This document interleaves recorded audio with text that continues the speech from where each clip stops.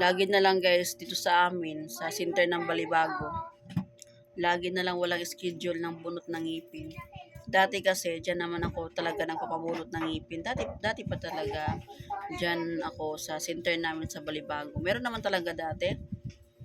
At dyan din ako nanganak. So, ngayon, nagtataka ako bakit ang yung, kumbaga, yung kanilang services ngayon, napakabagal na dapat nga matuwa kami mga magulang tulad ko na syempre malapit lang dyan sa amin kaysa pupunta ka pa sa malayo, 'di ba?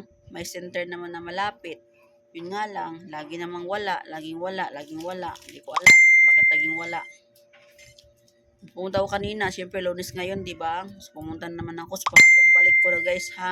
Pangatlong balik ko na guys pupunta doon sa center namin sa Balibago pero lagi na lang sagot, walang schedule ng bunutan pero merong check up.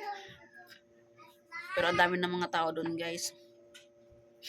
Di yun, walang magagawa kasi lagi na lang walang schedule guys. Yung mga anak ko kasi sumasakit na mga ngipin, yung panganay ko tsaka yung bunso ko.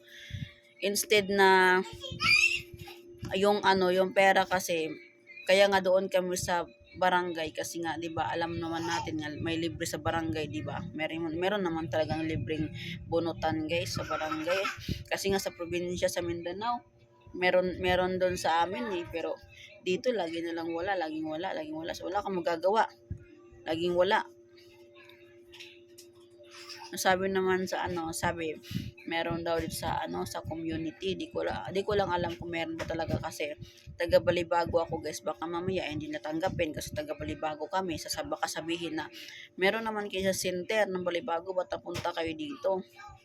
Di ba? Di maiwasan na questionin ka Kasi meron naman center dito sa Balibago. Meron naman talaga malaki nga center dito sa amin Actually guys, malaking center sa amin sa Balibago. Malaking center dito. Di katulad sa ibang center na maliliit. Pero lagi na lang wala.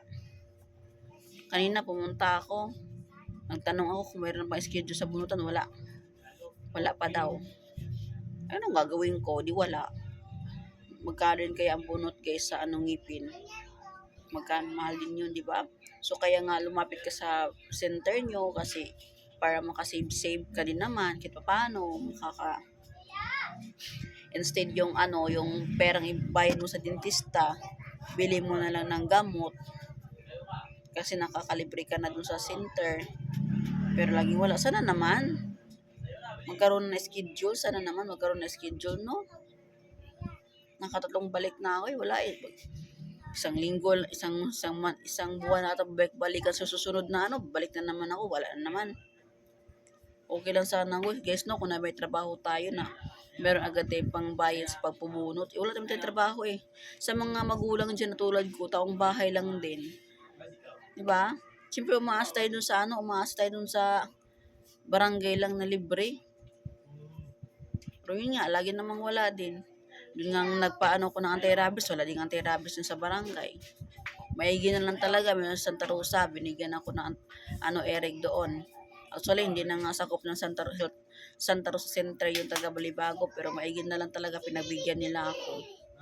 Kasi hindi talaga nila hindi na nila hindi na nila area bagay yung Balibago kasi daw yung sa Santa Rosa lang talaga sa mga taga Santa Rosa lang daw. Ako kasi Balibago ako So, sana naman magkaroon ng schedule guys no kasi syempre nagtitipid tayo kahit yan man lang sana sa pagpabunot ng ngipin, matitipid natin. Dalawa din kaya ang anak ko guys ang papabunot guys, dalawa sila.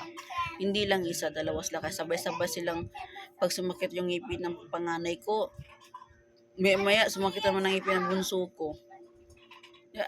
Ako, ramdam mo kasi yung anong sakit ng ngipin kasi pinagdaanan natin yan lahat naman tayo na may mga ngipin. Kapag sumasakit talaga ang ngipin, sakit talaga, literal talaga yung masakit. Kaya hindi yung masabing joke lang. Talagang masakit talaga, as in. Kung tayo naman na walang income, siyempre umaasa dun sa center na may libre. Pero yun na, lagi naman laging wala. So mahimo na to.